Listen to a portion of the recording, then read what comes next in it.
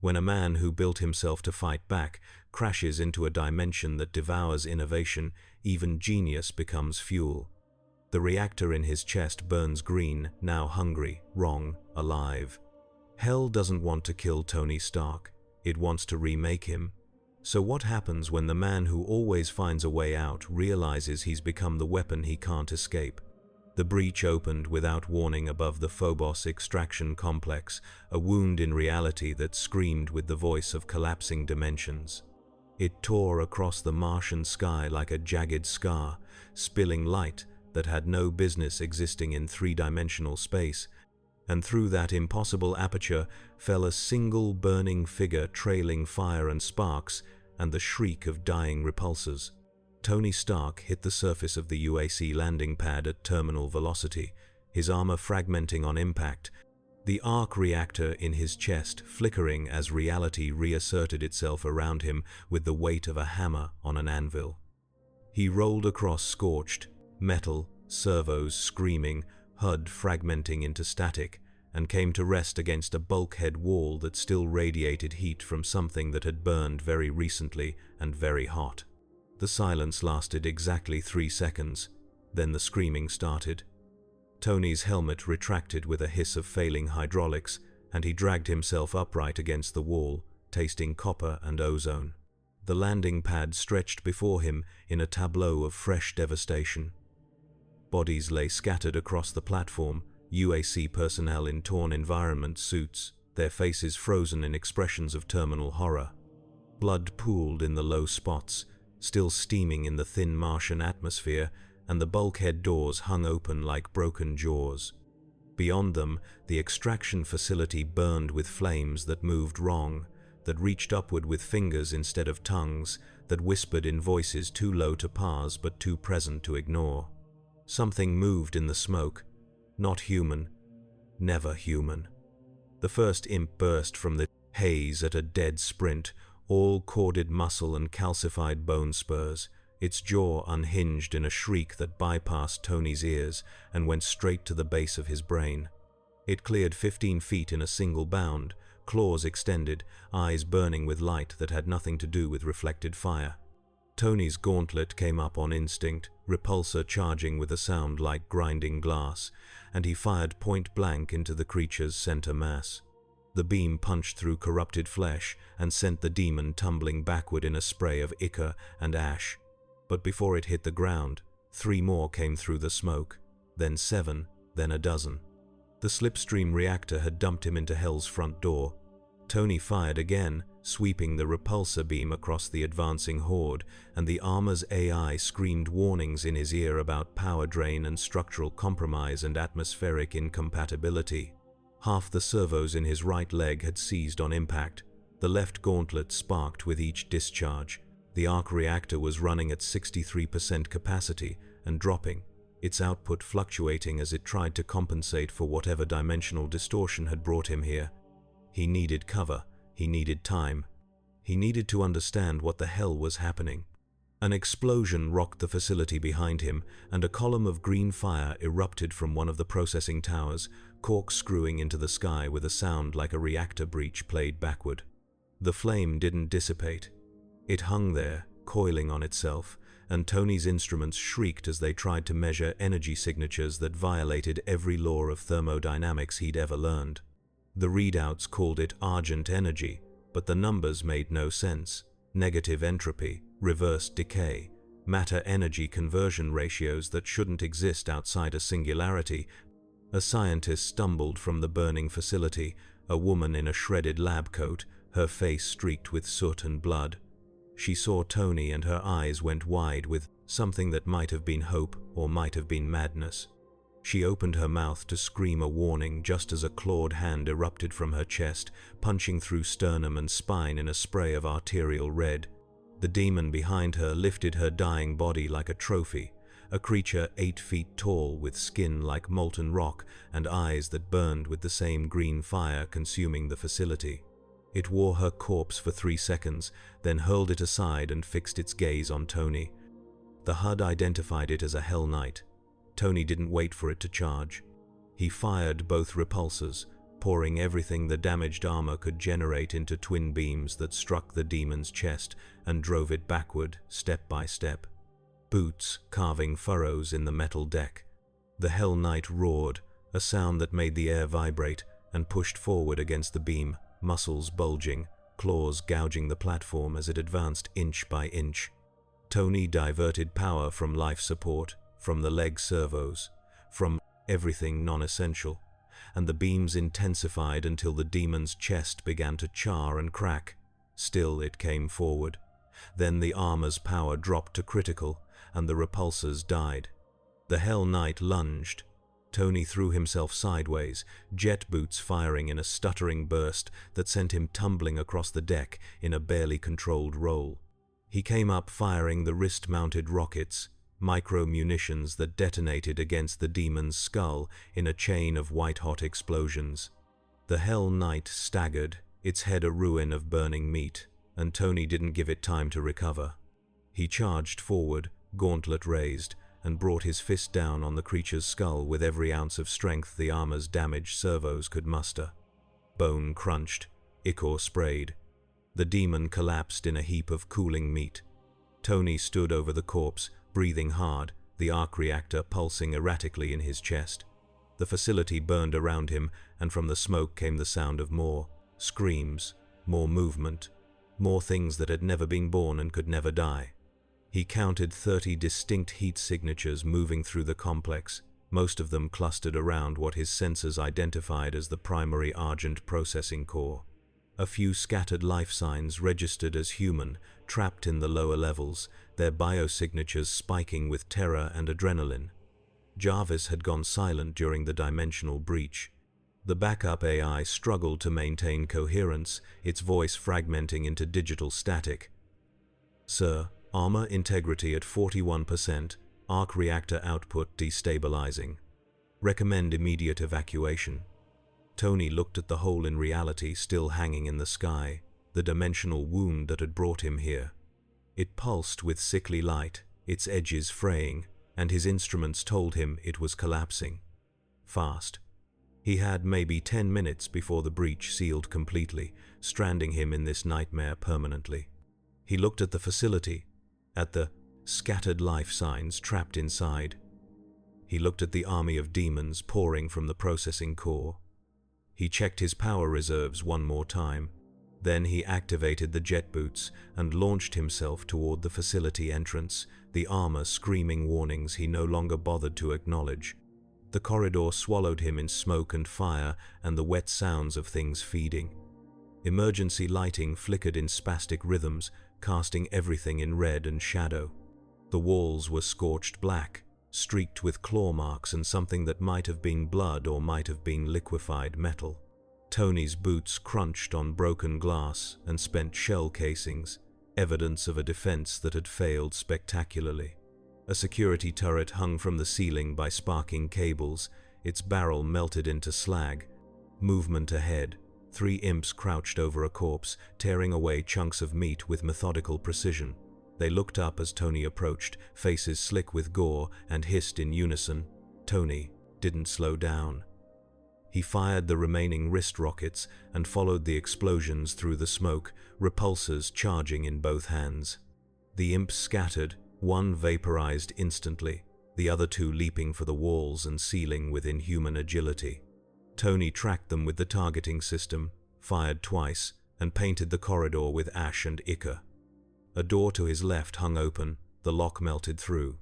Inside, 3 UAC technicians huddled behind an overturned desk, armed with a single plasma pistol and expressions of absolute terror. They saw the armor, and one of them, a young man with blood running from a cut above his eye, let out a sound that was half laugh and half sob. "Oh, thank God, thank God. We thought, can you walk?" Tony's voice came out distorted through the damaged helmet speakers, turned metallic and harsh. The young man nodded frantically. "Yes, yes. But the others are in the Argent processing bay. They sealed the emergency bulkheads when the breach happened. We couldn't reach them. How many? 17, maybe more. And Briggs. Callan Briggs. He's the head engineer. He has the access codes to the containment system. Tony's HUD flickered, struggling to map the facility's layout through layers of interference. The processing bay registered as a massive structure at the complex's heart, surrounded by what the database called Argent refinement chambers. The energy readings coming from that area made his instruments scream. Containment failure in progress, cascade reactions building. The whole facility was turning into a bomb. Stay close. Don't stop moving. He led them into the corridor, armor servos grinding with each step, power reserves dropping toward 30%. The backup AI warned him about structural instability, about heat levels approaching critical thresholds, about the dimensional breach in the sky above starting its final collapse. 8 minutes until the portal sealed. The technicians followed in his wake, staying tight to his back, the plasma pistol clutched in shaking hands. They made it 40 feet before the Hell Priest appeared. It materialized from a column of green fire that erupted from the floor without warning, a figure draped in robes that seemed woven from screaming faces, its body a grotesque fusion of flesh and bone arranged in geometries that hurt to perceive.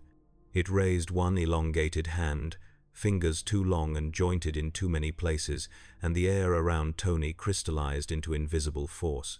The armor locked up completely, servos frozen, repulsors dead, Tony trapped inside a prison of his own making. The Hell Priest spoke in a voice like wind through a charnel house. The maker of engines, the singer of lightning, you wear your mortality like armor, but here it is paper, here it is ash. Tony strained against the invisible bonds, trying to move even an inch, but the force held him absolutely. The arc reactor pulsed in his chest, fighting against the pressure, and he felt something in the assembly crack under the strain. Power dropped to 20%, 15%. The HUD started dying, systems shutting down to conserve what little energy remained. Behind him, the technicians opened fire. The plasma pistol cracked 3 times, bolts sizzling through the air, but the Hell Priest didn't even look at them. It gestured casually, and the 3 humans ignited from within, their bodies rupturing in geysers of green flame. They died screaming, their ashes scattering before they hit the ground. The Hell Priest turned its attention back to Tony. Your heart sings with such beautiful fire, such arrogance, such will. It drifted closer, robes trailing smoke. We shall remake you. Strip away the weakness, feed your core to the forges, and birth something eternal. Tony's mind raced through the pain and oxygen deprivation. The arc reactor was failing. The armor was dying. He had maybe 30 seconds of consciousness left before the suit became a coffin, but the Hell Priest had made a mistake. It had gotten close. Close enough. Tony triggered the emergency purge. The arc reactor expelled its entire remaining charge in a single explosive pulse, a sphere of raw energy that erupted from his chest and flash vaporized everything within 15 feet. The Hell Priest shrieked, its physical form disintegrating, the invisible bonds shattering like glass. Tony collapsed to his knees as the armor went completely dead, all systems offline, the reactor dark and cooling in his chest. He knelt there in the sudden silence, breathing hard, waiting to see if the priest would reform. It didn't. But he heard something else. Footsteps, heavy, deliberate, coming from deeper in the facility. Tony forced himself upright, using the wall for support, and started walking. The armor was dead weight now, every step an effort, but he kept moving through corridors lit only by fire and the sickly green glow of argent energy leaking from ruptured conduits. He found the processing bay by following the sound of gunfire and screaming. The bay was a cathedral of industrial brutality, a space 5 stories tall dominated by a central processing tower that pulsed with barely contained energy. Catwalks crisscrossed the open air, connecting platforms and control stations, and on those platforms a handful of UAC personnel fought for their lives against a tide of demons that poured from breaches in reality itself. The survivors had barricaded themselves behind makeshift fortifications, firing everything they had into the advancing horde, but Tony could see they were losing. Bodies littered the catwalks. The barricades were failing. And at the base of the processing tower, a figure in scorched overalls worked frantically at a control console, trying to initiate some kind of containment protocol, even as imps and soldiers closed in around him. That had to be Briggs.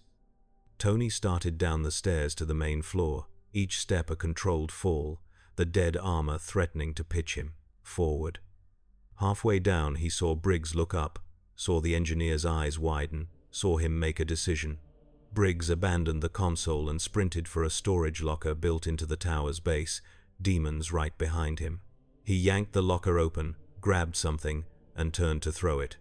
The object arced through the air, tumbling end over end, and Tony caught it on pure instinct. His hands closed around cool metal, and he found himself holding a device the size of a briefcase, its surface covered in UAC markings and warning labels. The HUD in his helmet flickered once, twice, then died completely, but not before displaying a single line of text. Portable Argent Extraction Unit. Authorized personnel only. Briggs shouted something lost in the chaos, then went down under a pile of imps, his screams cutting off with terrible finality. Tony looked at the device in his hands. He looked at the dark reactor in his chest. He looked at the army of demons between him and any chance of survival. Then he did what Tony Stark always did when the universe told him something was impossible. He ripped open the extraction unit's casing, traced the power flow architecture with his fingers, and started rewiring it directly into the arc reactor housing. The armor was dead, but the tools built into the gauntlets still worked mechanically. Cutting torch, micro-welder, magnetic clamps. He worked with the speed of desperation and the precision of a man who'd built his first reactor in a cave with a box of scraps, bypassing safeties, stripping out regulators, forcing connections that were never meant to exist. The first demon reached him as he completed the primary coupling. A soldier, all cybernetic enhancement and burning hatred, raising a plasma rifle to end him. Tony didn't look up. He triggered the extraction unit and felt it come to life in his hands.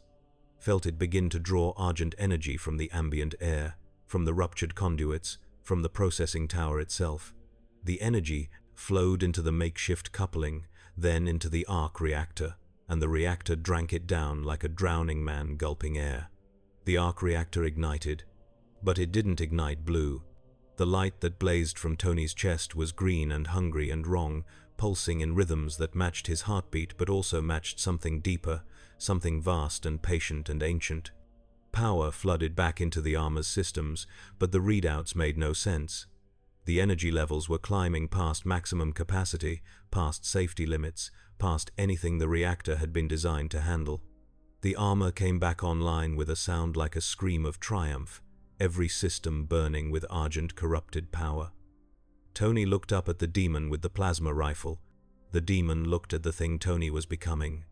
Tony moved. The armor responded like it had been unchained, servos firing with 10 times their normal strength, repulsors charging with energy that made the air crack and hiss. Tony's fist went through the demon's chest and out its back, and when he pulled his hand free, the corpse ignited from within, consumed by green fire. He didn't stop moving.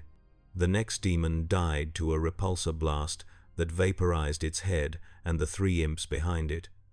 The next to a rocket that turned it into a crater and shrapnel.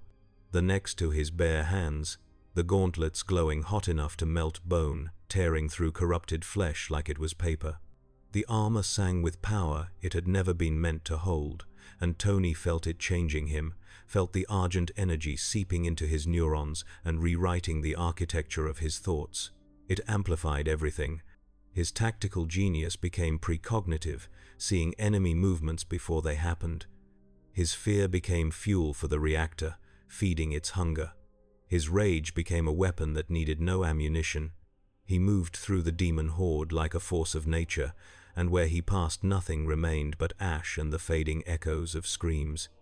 He reached the survivors on the upper catwalks and found 7 UAC personnel, terrified and exhausted, clutching weapons with shaking hands. They stared at him with expressions caught between hope and horror, unable to reconcile the armor's familiar shape with the wrongness radiating from its core. Can you seal the facility? Tony's voice emerged distorted, harmonizing with frequencies that shouldn't exist. One of them, a woman with sergeant's stripes on her torn uniform, nodded slowly. The emergency protocol requires simultaneous input at 3 control stations. We don't have enough people, you have me. Tony moved to the nearest console and interfaced directly. Armor protocols bypassing security through brute force and Argent-enhanced processing speed. The backup AI had evolved into something new, something that thought in branching probabilities and quantum uncertainties, and it tore through the facility's systems like a virus. Tony triggered the first lockdown sequence, then launched himself across the bay toward the second station, jet boots leaving trails of green fire. Demons swarmed to intercept him. He killed them without slowing down. The second console took 15 seconds to hack. The third required manual override, a physical key kept in a security locker 3 levels down. Tony descended through the facility like a meteor, crashing through floors when corridors proved too slow, the armor's enhanced strength turning reinforced steel into tissue paper. He found the locker, tore it from the wall, crushed it open with his bare hands, and retrieved the key. Back up through the facility, through hordes of demons that learned to flee from his approach, back to the processing bay where the survivors worked to hold their positions. The third console accepted the key. The lockdown initiated. Emergency bulkheads slammed down throughout the complex, sealing breaches, cutting off demon reinforcements. The processing tower began its shutdown sequence, Argent flow reducing, containment, fields strengthening. The facility's AI announced evacuation protocols in a calm voice utterly divorced from the carnage around it. But the dimensional breach in the sky was still there, still pouring demons into the Martian atmosphere. And Tony's instruments told him something was coming through it now, something big. The Baron of Hell emerged from the portal like a nightmare given flesh, a creature 15 feet tall, wreathed in flame, muscles like cables of living steel wrapped around a skeleton designed for maximum violence. It hit the landing pad with enough force to crack the reinforced platform, looked at the sealed facility, and roared its frustration to the thin Martian sky. The sound carried for miles, and every demon in the complex responded, changing direction, converging on the facility's exterior. Tony watched through the armor's external cameras and ran the calculations. The facility could withstand a sustained assault for maybe an hour. The survivors were exhausted, ammunition running low. The dimensional breach would collapse in 4 minutes, cutting off any escape route back to Earth. And the Baron was already tearing through the exterior bulkheads, ripping through steel like foil, creating a new entrance through sheer brute force. The sergeant moved up beside him, checking her rifle's charge pack. "We're not getting out of this, are we?" Tony didn't answer immediately. He was watching the Baron, analyzing its movement patterns, cataloging its capabilities, running attack simulations through the Argent-enhanced processors. Every scenario ended the same way. The Baron was too strong, too durable, too fast for conventional weapons. Even with the armor's corrupted power, a direct confrontation was suicide. But Tony had never been much for direct confrontations. How much Argent energy is still in the processing tower? The sergeant checked her wrist display, frowned. Enough to power a small city for a year, maybe more. Why? Can you overload? Her eyes went wide. That would turn this entire facility into a bomb. The explosion would level everything within 5 miles. I know. Tony turned to face her, and she took an involuntary step back from whatever she saw in the armor's glowing eyes. Get your people to the emergency bunker on level 7. It's rated for Argent containment failures. You'll survive the blast. What about you? I'm going to make sure that thing doesn't follow you inside. He didn't wait for her response.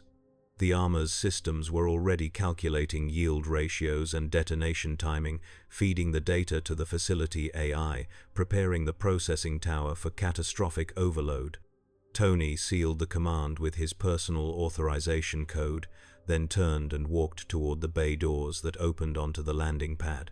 Behind him, the sergeant started gathering survivors. Ahead, the Baron of Hell tore through the last bulkhead and stepped into the facility proper, trailing smoke and malice. Tony activated the external speakers. "Hey, big, ugly, looking for me?" The Baron's head snapped toward him, eyes narrowing, and Tony saw intelligence there, not human intelligence. Something older. Something that had seen civilizations rise and fall and had learned to savor their endings. Tony raised both hands, repulsors glowing with argent fire. "Come get some!" The Baron charged. Tony didn't run. He stood his ground and poured everything into a focused beam that struck the demon's chest and carved a furrow through muscle and bone. The Baron stumbled, roared, kept coming. Tony added the unibeam, channeling power straight from the reactor, and the combined assault drove the Baron backward, step by step. Smoke poured from the wounds, flesh charred and cracked, but it wasn't enough. The Baron adapted, hunching forward, protecting vital areas, closing the distance meter by meter. Tony cut the beams and launched himself sideways as a massive fist cratered the floor where he'd been standing. He fired the wrist rockets, all of them, turning the Baron's back into a moonscape of burns.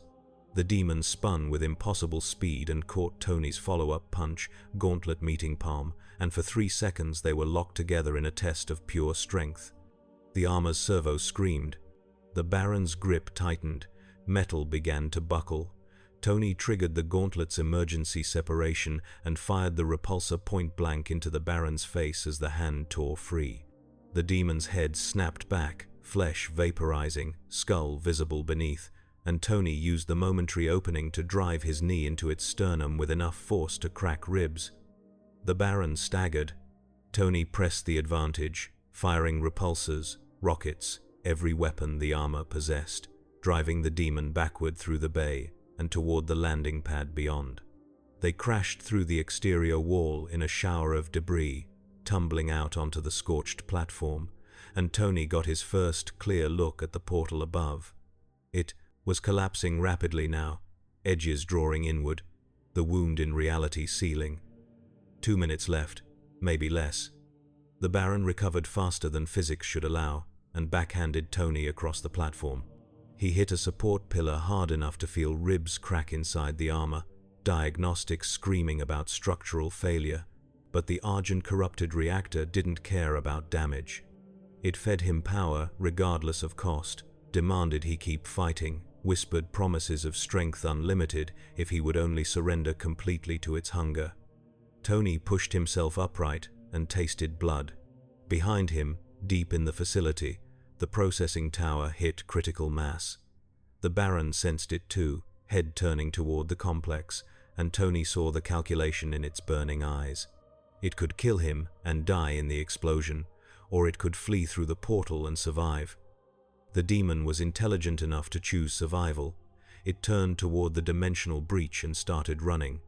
Tony fired the jet, boots, and tackled it mid-stride. They hit the platform together, rolled, came up fighting. Tony wrapped both arms around the Baron's torso, armor locked tight, and poured every erg of power into the reactor's magnetic containment fields. Not to attack, to anchor, to become an immovable weight chained to the demon's mass. The Baron thrashed, trying to shake him loose, claws tearing through armor plating, exposing the mesh beneath. It grabbed Tony's helmet and started crushing, metal buckling, HUD fragmenting. 1 minute until detonation. The Baron gave up trying to dislodge him and instead started dragging them both toward the portal, step by agonizing step, hauling Tony's weight through sheer monstrous strength. 30 seconds. 20. The portal shrank to half its original size, edges ragged, beginning the final collapse. Tony looked up at it, at his only way home, at everything he'd built and everyone who depended on him, all of it waiting on the other side of that shrinking hole in space. He looked at the Baron's burning eyes. He thought about the 17 people who died in the processing bay, about the 3 technicians the Hell Priest had immolated, about every human the demons had consumed in their march across this facility. 10 seconds. Tony diverted all remaining power to the magnetic locks and welded himself to the Baron so thoroughly they might as well have been a single being. "Not today," he said. The processing tower detonated. The explosion was pure light and pressure, a sphere of annihilating force that vaporized the facility's core and expanded outward at supersonic speed. It caught Tony and the Baron in its first microsecond, ripped them apart on a molecular level, scattered their constituent atoms across the Martian landscape. The shockwave leveled everything, turned the extraction complex into a crater, sent debris arcing into the thin atmosphere. The dimensional portal collapsed under the assault, severed completely, the breach sealed. The silence that followed was absolute. In the emergency bunker 7 levels below the surface, the survivors felt the shockwave roll through the bedrock and knew they were alone. The sergeant closed her eyes and whispered a prayer for the man in the armor who'd bought their survival with his own. She had no way of knowing that pieces of Tony Stark still existed.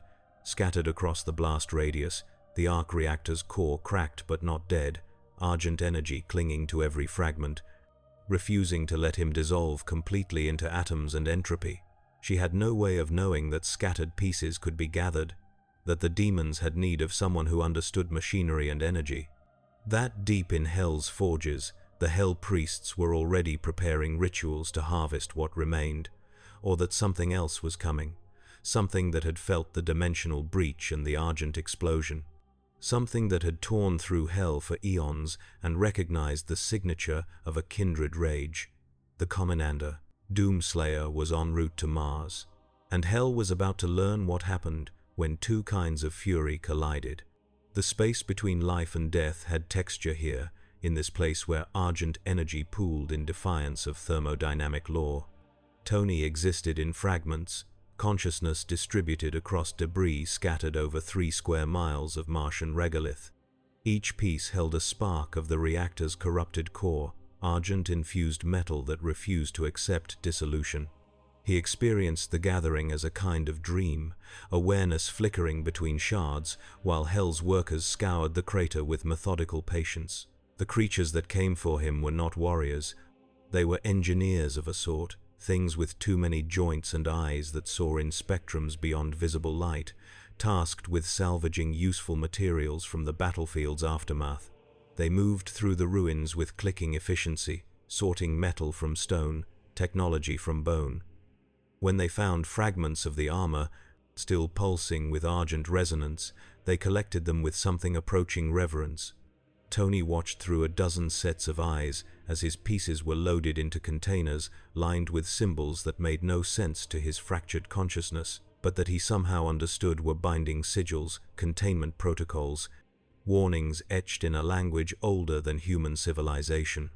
The containers were sealed and transported through a portal that opened not in space but in concept, a doorway that led sideways through dimensions into a place where physics operated under different management. Hell's forges existed in a space carved from the carcass of a dead universe, vast chambers where reality itself was malleable and souls were the primary building material. The architecture defied coherent description, walls curved in directions that had no name. Distances changed based on intent rather than measurement. The forges burned with fires that consumed meaning rather than matter, reducing complex ideas to base components that could be reshaped and reformed. The Hell priests presided over this industrial blasphemy with the focus of artists and the detachment of accountants. 3 of them, each a unique configuration of flesh and bone arranged according to principles Tony's fragmented mind could almost grasp. They stood over the containers, holding his remains, and spoke in harmonics that bypassed language entirely, communicating in pure information transfer. One opened the first container and lifted out a piece of the chest plate, the section that had housed the arc reactor. Argent energy still pulsed through the damaged assembly, following pathways Tony had carved during that desperate moment of connection. The priest examined it with fingers that branched into fractal patterns, seeing not just the physical object but the history of decisions that had shaped it. It saw cave and palladium poisoning and New York and every iteration of the armor's evolution compressed into a single archaeological layer. "The Maker writes himself into his creations," it said, and the words arrived in Tony's scattered consciousness like drops of acid. Ego and innovation fused, the self made manifest in steel. The second priest lifted another fragment, this one containing part of the neural interface that had connected the armor to Tony's thought patterns. Consciousness distributed, the boundary between man and machine already transgressed. He prepared himself for this transformation without knowing. The third priest reached into the container and withdrew the reactor's core itself, cracked but still pulsing with that sickly green light. It held the device close to where its face should have been, studying it with senses Tony couldn't name. The heart contains multitudes, guilt and brilliance, arrogance and sacrifice. Perfect fuel for the engines we shall build. They began the ritual of assembly. The forges roared to life around them, fires that burned with the tensions, distilled essence of suffering and innovation, fed by the screams of countless souls who'd glimpsed impossible truths in their final moments.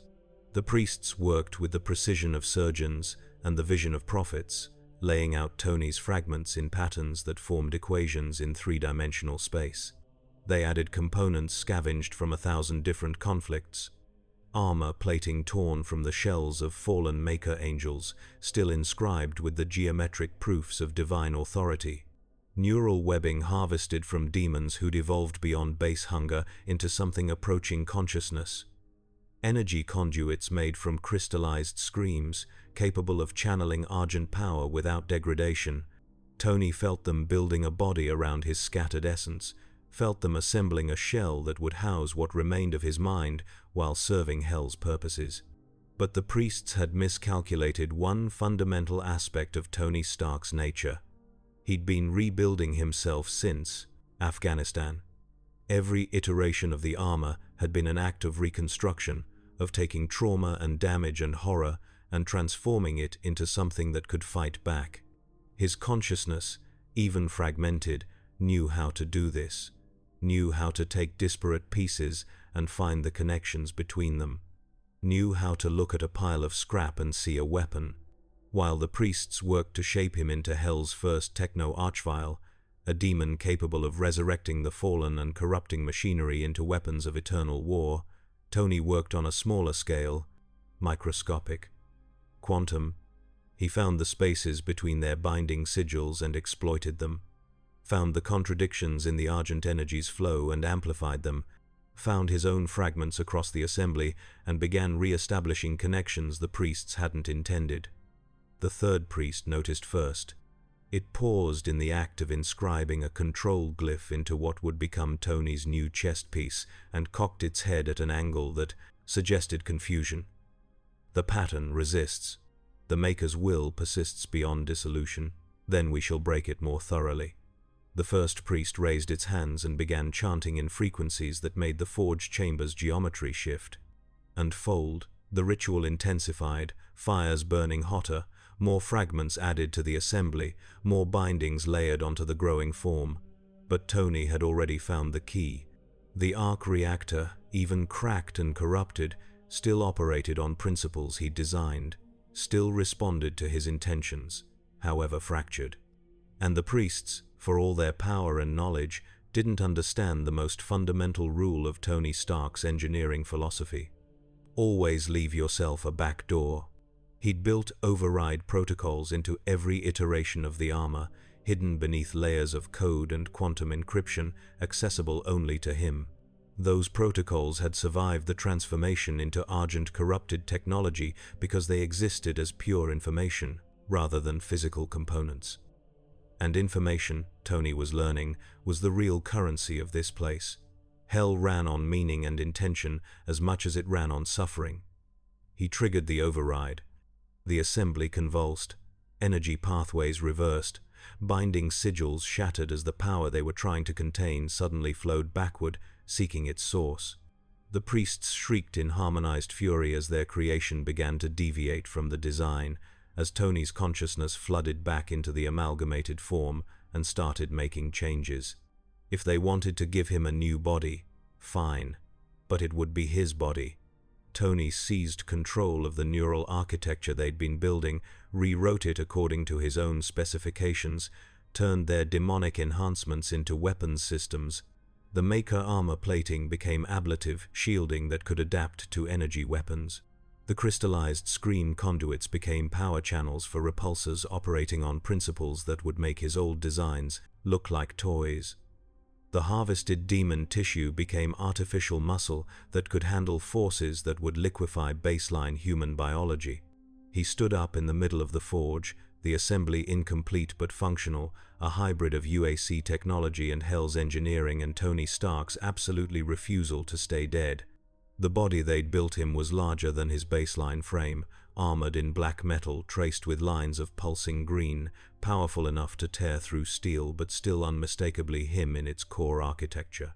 The priests backed away, their configurations shifting into defensive geometries.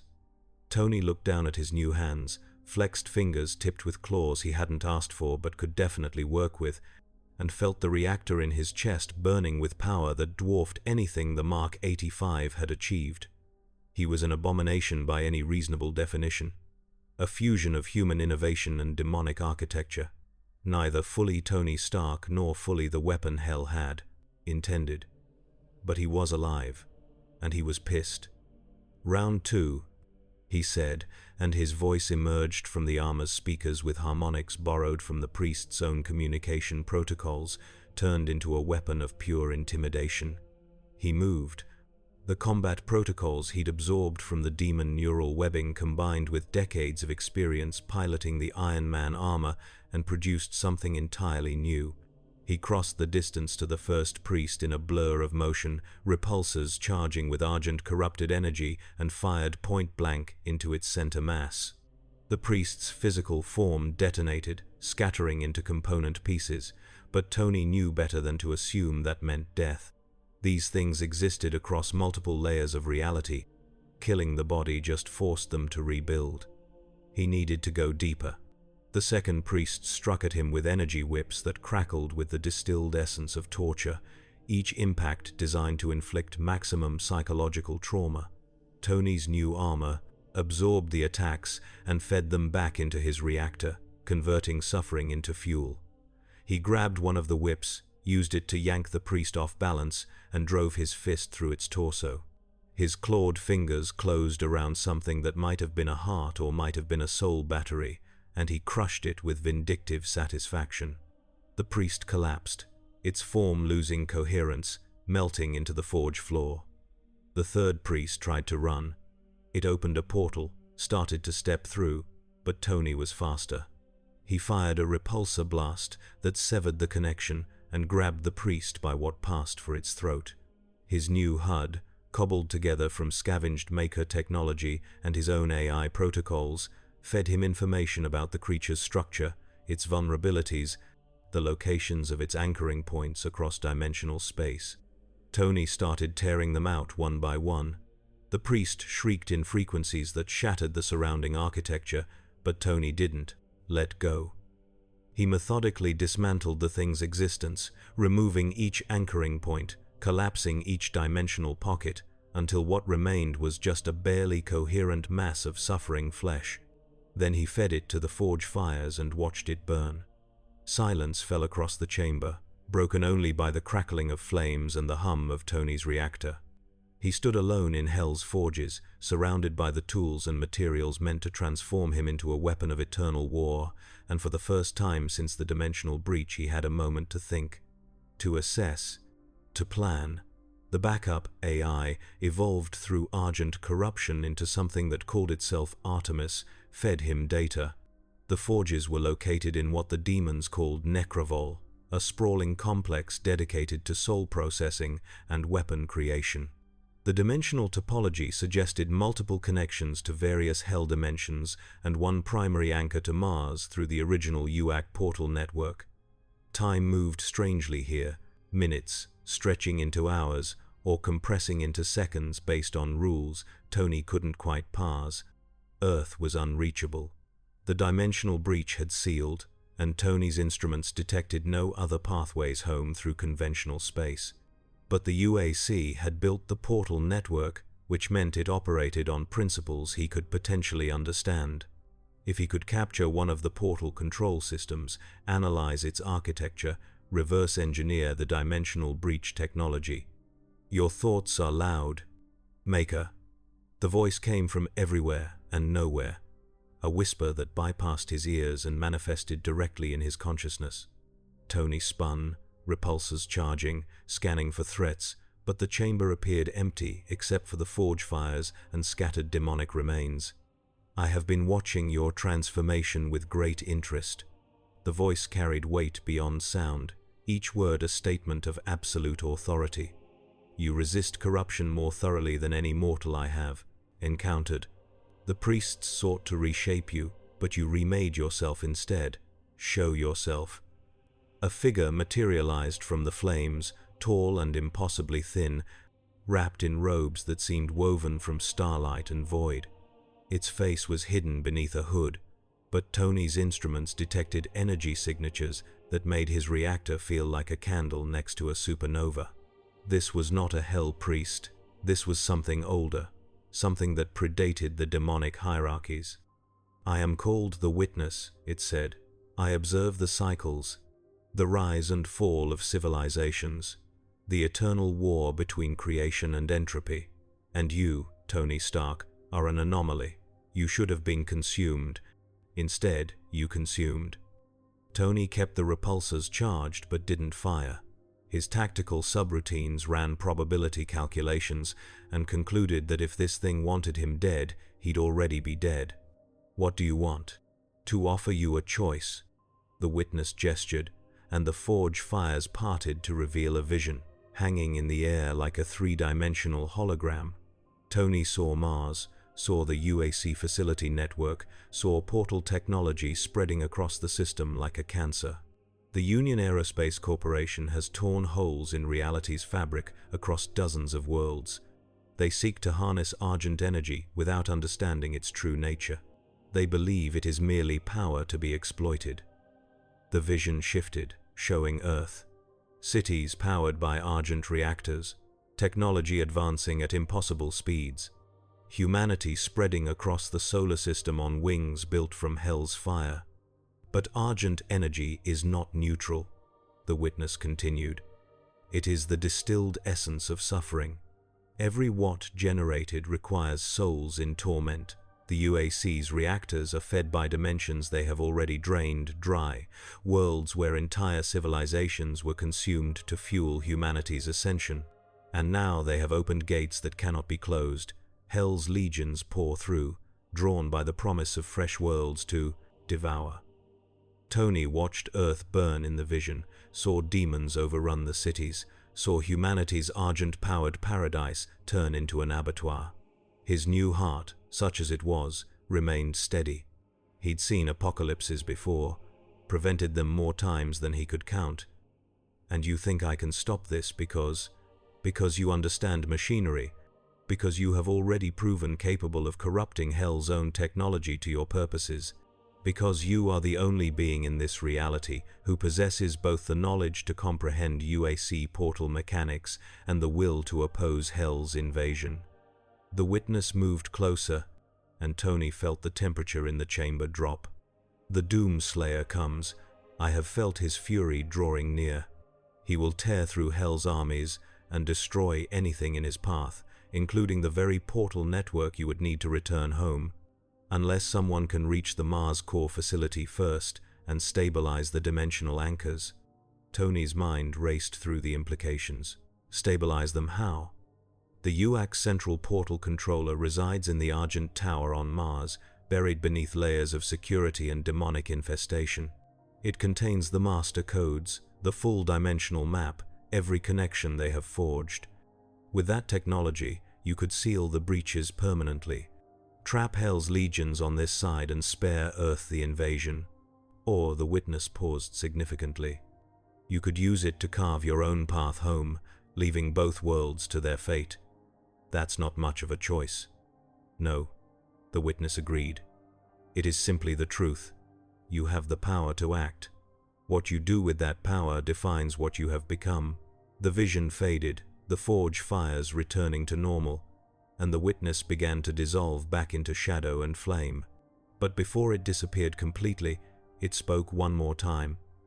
The Slayer destroyed his own world to close Hell's gates. He chose damnation over compromise. The question, Maker, is whether you possess that same purity of purpose, or whether your cleverness will find a third path no one has considered. Then it was gone, and Tony was alone again with his stolen body and impossible choices. He stood there for a long moment, running simulations, analyzing options, doing what he always did when faced with problems that had no good solutions. And slowly, a plan began to form. Not a perfect plan, not even a particularly good plan, but a plan that played to his strengths and maybe, just maybe, gave both worlds a fighting chance. First, he needed to understand the portal technology thoroughly. That meant reaching the Argent Tower, accessing the UAC central database, and downloading everything they knew about dimensional mechanics. Artemis could handle the analysis while he focused on survival. Second, he needed to stay ahead of the Doomslayer long enough to complete Step 1. From what the witness had implied, the Slayer was an extinction-level event who killed anything that got between him and his objectives. Fighting him directly would be suicide. But if Tony could convince him they had compatible goals. Third, and most complex, he needed to design a solution that closed Hell's invasion routes without destroying the portal network entirely. Because Tony Stark didn't do no-win scenarios, and he sure as hell wasn't accepting permanent exile in a demon dimension when Earth was still out there somewhere, probably doing something stupid without him to fix it. He checked his new body's capabilities. The reactor was running at stable output, drawing ambient Argent energy from the Forge atmosphere and converting it with roughly 40% efficiency. The armor's combat systems were functional, if unoptimized. The neural interface responded smoothly to his commands. He had maybe 10% of his old arsenal, but 100 times the raw power. Different tools, different rules, same engineer. Tony turned toward the chamber's exit, a doorway that led deeper into Necrovol's industrial nightmare, and started walking. Artemis mapped the route as they went, building a three-dimensional model of the complex from sensor data and stolen demon architecture files. The facility was vast, stretching across what conventional metrics called 17 square miles, but what actually functioned as a self-contained pocket dimension where space was a polite suggestion rather than a law. He passed through chambers where souls were refined into fuel, their screams harmonizing into power frequencies. Saw assembly lines where demon flesh was grown and shaped according to templates older than stars. Witnessed the industrial machinery of eternal torture operating with the efficiency of any UAC factory, just with different raw materials and end products. No one challenged him. The remaining demons either fled from his approach or failed to recognize him as anything other than another of Hell's creations. The armor's black metal and argent tracery marked him as something important, something to be avoided, and Tony used that assumption to move through the complex unopposed. He found a portal chamber 3 levels up from the forges, a room dominated by a circular gate inscribed with mathematics that hurt to perceive. 2 Hell guards stood watch, massive armored figures wielding energy maces that crackled with barely contained power. They saw Tony approaching and moved to intercept, raising their weapons in challenge. Tony didn't slow down. He analyzed their armor's construction in the microseconds before impact, identified the weak points in their defensive geometry, and struck with surgical precision. First guard took a repulsor blast to the knee joint, shattering the articulation, followed by a follow-up strike to the helmet that caved in the demon's skull. Second guard managed to land a hit, mace connecting with Tony's shoulder in an explosion of force that cracked armor plating and sent pain signals screaming through his nervous system. He ignored the damage, grabbed the mace, and used it to lever the guard off balance. The demon stumbled, and Tony drove his clawed fingers into the gap between helmet and chest plate, found something vital, and tore it out. The guard collapsed in a heap of cooling metal and meat.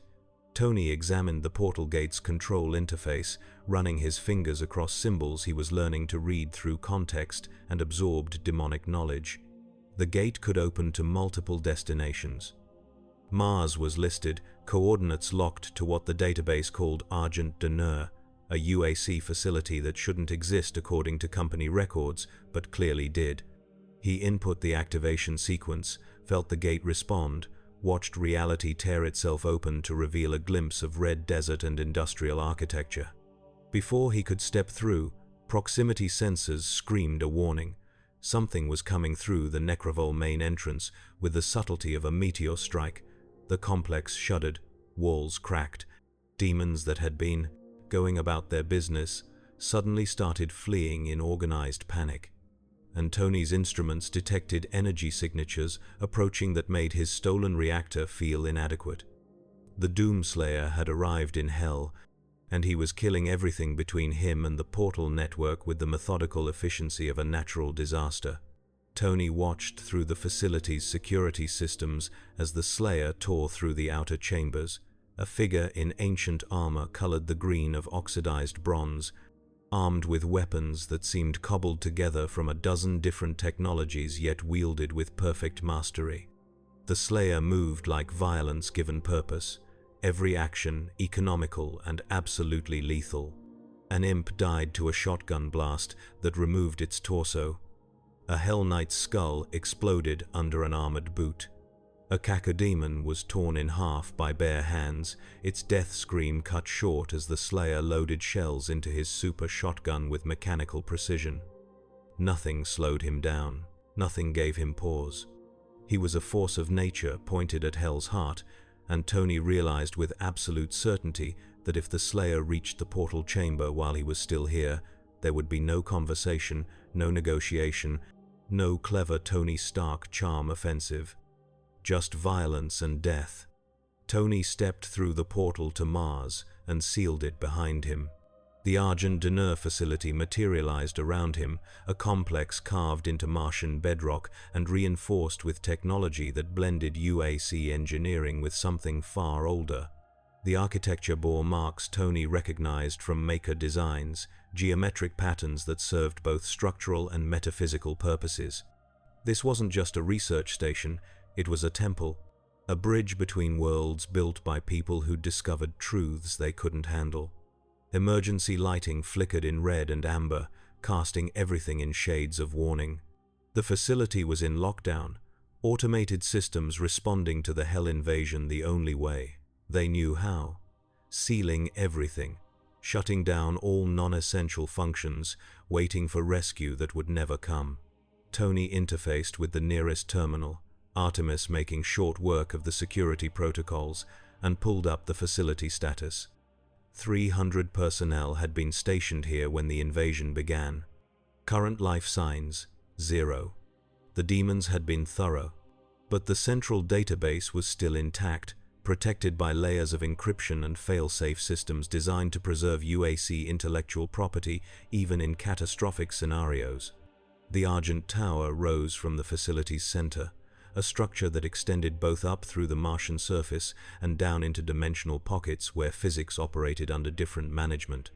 The tower's core contained the master portal controller, the quantum computer that maintained all of the UAC's dimensional bridges simultaneously, calculating the mathematics required to keep holes in reality stable and properly targeted.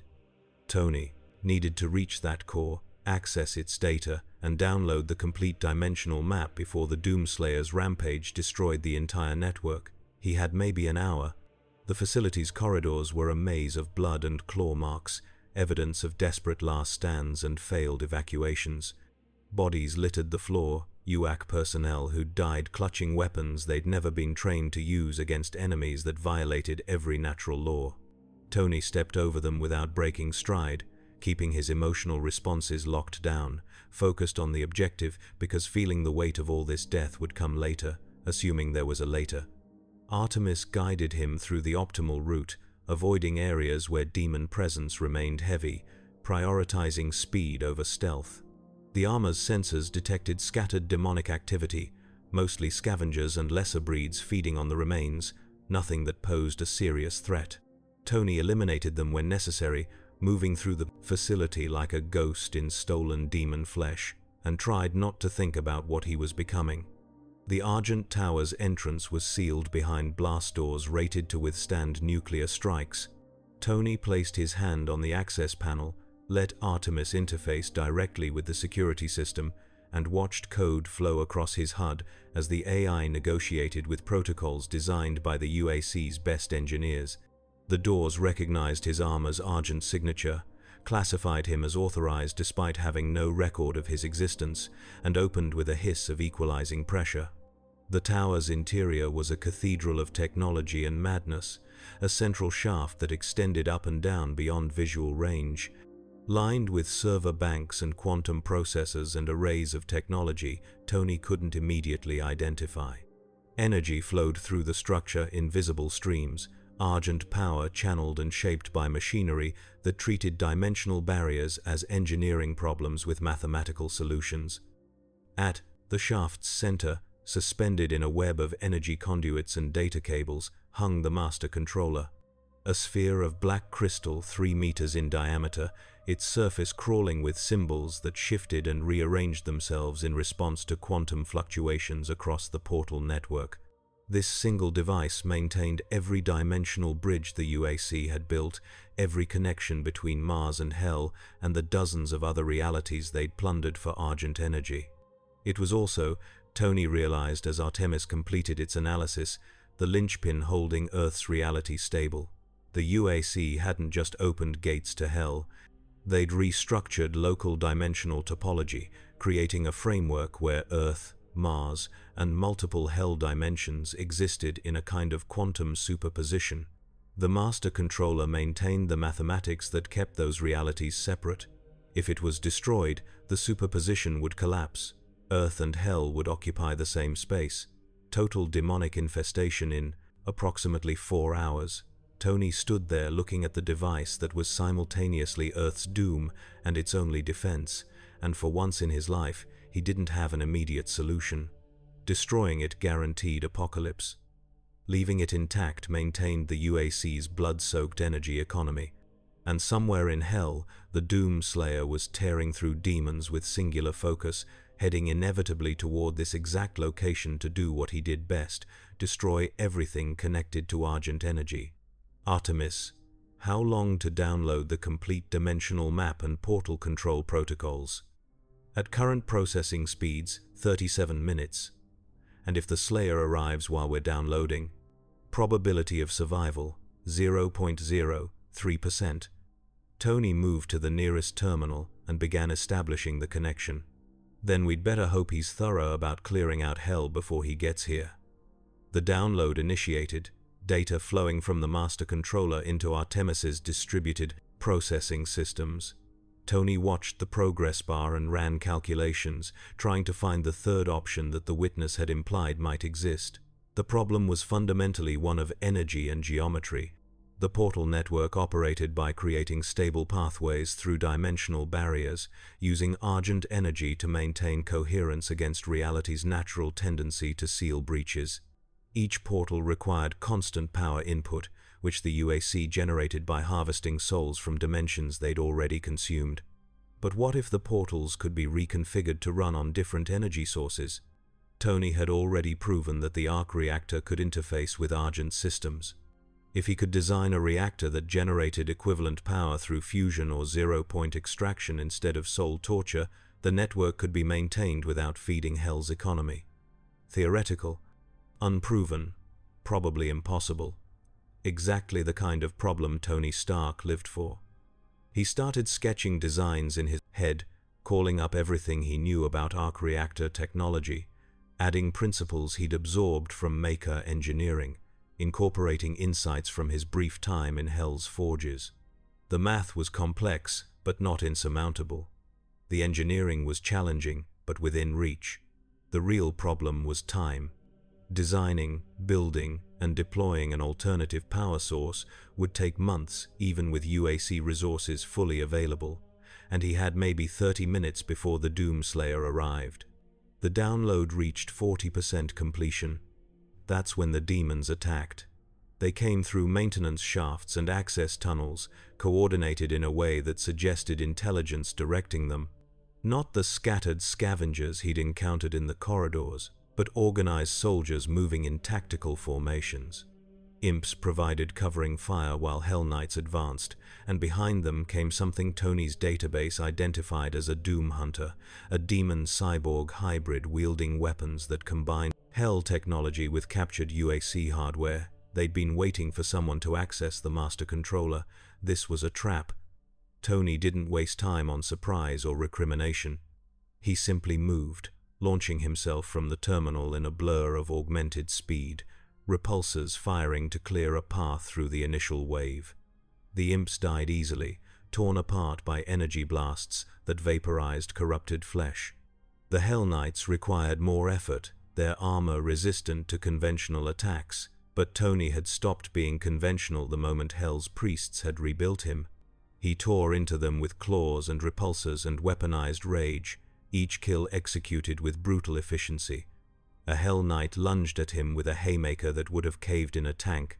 Tony caught the fist, used the demon's momentum to throw it into its companion, and fired a unibeam through both their torsos while they were tangled together. The Doom Hunter opened fire with its arm-mounted plasma cannons, tracking Tony's movements with computer-assisted precision. He dodged, returned fire, and watched his repulsor blast splash harmlessly off the thing's energy shields. Different problem. Required different solution. Tony analyzed the shield's frequency, found the harmonics it operated on, and reconfigured his repulsors to emit a counterwave. The shield flickered, destabilized, and Tony pressed the advantage. He closed the distance in 3 jet-assisted bounds, drove his fist through the failing shield, and grabbed the Doom Hunter's primary weapon. The demon cyborg tried to shake him loose, servos whining with effort, but Tony's enhanced strength was more than equal to the challenge. He tore the plasma cannon free, reversed it, and fired point-blank into the Doom Hunter's core. The demon exploded in a shower of mechanical parts and burning meat. Silence fell across the tower, broken only by the hum of machinery and Tony's slightly elevated breathing. He checked the download progress. 62%. Artemis flagged additional demon forces approaching from lower levels, an entire battalion by the energy signatures. The trap was bigger than one ambush. Tony moved back to the terminal and interfaced directly, establishing a hardline connection to accelerate the download. The data flowed faster now, terabytes of dimensional mathematics and portal control codes flooding into his systems. He absorbed it all, Artemis processing and categorizing, building a complete picture of the UAC's interdimensional infrastructure. What he saw made him reassess everything. The UAC hadn't just opened gates to hell. They'd discovered that reality was already breaking, that dimensional barriers were thinning across the entire universe, that something vast and patient had been eating away at the structure of space-time for eons. The portals were as much stopgaps as they were exploitation, attempts to control and direct a process that was happening regardless of human intervention. Hell was leaking into every dimension. The UAC had simply tried to profit from the inevitable. And the Doomslayer, in his campaign to close all the gates, was potentially accelerating the collapse by destroying the only control systems humanity had developed. Download complete. Tony disconnected from the terminal and stood back, mind racing through implications and possibilities. He had the data. He understood the network. He could potentially redesign the entire system to operate without soul harvesting. But implementation would require resources and time he didn't have, and the Slayer was still coming. The demons reached the tower's entrance, and Tony heard the distinctive sound of the blast doors being torn from their mountings. He turned to face the approaching army and made a decision. He wasn't going to fight them here. Tony grabbed the master controller, ripping it free from its mounting with a shriek of tearing metal and severed conduits. The portal network immediately destabilized, gates flickering across Mars and beyond, dimensional topology starting to collapse. He had maybe 5 minutes before the whole system crashed and Earth's reality collapsed into hell. But in those 5 minutes, the controller was portable, and Tony Stark had never met a problem he couldn't engineer his way through. He activated the jet boots and launched himself up the tower shaft, the master controller clutched against his chest, alarms screaming as the facility's automated systems registered catastrophic failure conditions. Behind him, the demon army poured into the tower, but Tony was already gone, ascending through layers of technology and madness toward the Martian surface. He emerged into the red desert under a sky torn by dimensional breaches, the portal network dying in real time, and spread before him was the full scope of Hell's invasion. Demons poured through the failing gates in a tsunami of corrupted flesh and burning hatred, and somewhere in that chaos the Doomslayer fought with the fury of a god who'd been betrayed by everything he once believed in. Tony looked at the master controller in his hands, at Earth's last hope and Hell's final anchor, and started running the calculations for the most ambitious engineering project of his life. He was going to rebuild reality's firewall, and he was going to do it in the next 4 hours, starting now.